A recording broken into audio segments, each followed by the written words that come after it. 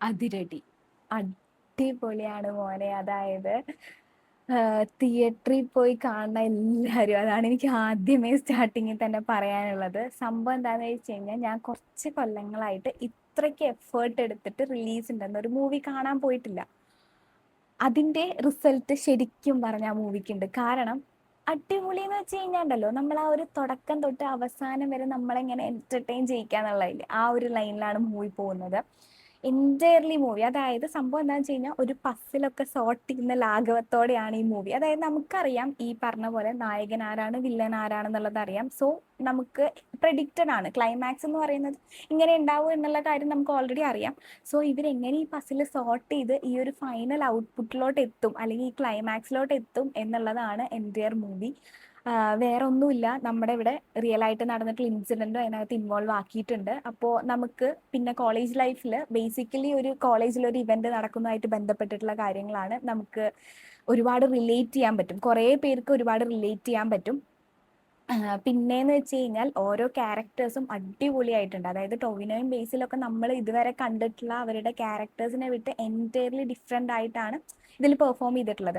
അത് അവർ ആ ഒരു ക്യാരക്ടറിലോട്ട് ഇറങ്ങിച്ചെന്നിട്ട് പെർഫോം ചെയ്തിരിക്കുകയാണ്. നമുക്കിപ്പോൾ അതായത് എല്ലാവരും അങ്ങനെ തന്നെയാണ്, പക്ഷെ ബേസിക്കലി ഇവർ രണ്ടാളും ഞാൻ എടുത്തു പറയാണ്. അതുപോലെ തന്നെ നമ്മൾ ആ ഒരു, അതായത് ഓരോ സീനിലും നമ്മളെങ്ങനെ ഇരുത്തുന്നത് അവരുടെ രണ്ടുപേരുടെയും ഒരു കെമിസ്ട്രി തന്നെയാണ് കേട്ടോ. സത്യം പറഞ്ഞു കഴിഞ്ഞാൽ നല്ല അടിപൊളിയായിട്ട് കൊണ്ടുപോയിട്ടുണ്ട്. പിന്നെ വിനീത് ശ്രീനിവാസനും ഷാൻ റഹ്മാനും കൂടെ വന്നപ്പോഴത്തേനും ആ സ്ക്രീൻ, അതായത് അത് കംപ്ലീറ്റ്ലി അങ്ങ് ഫുള്ളായി എന്നൊക്കെ പറയില്ല, അതേപോലെ ആയിപ്പോയി. അവരുടെ ചില സംഭവങ്ങളാണെങ്കിലും നമുക്ക്, ഞാൻ എന്തെങ്കിലും പറഞ്ഞാൽ പിന്നെ അത് സ്പോയിലർ ആയിപ്പോ, അതുകൊണ്ടാണ് ഞാൻ പറയാത്തത്.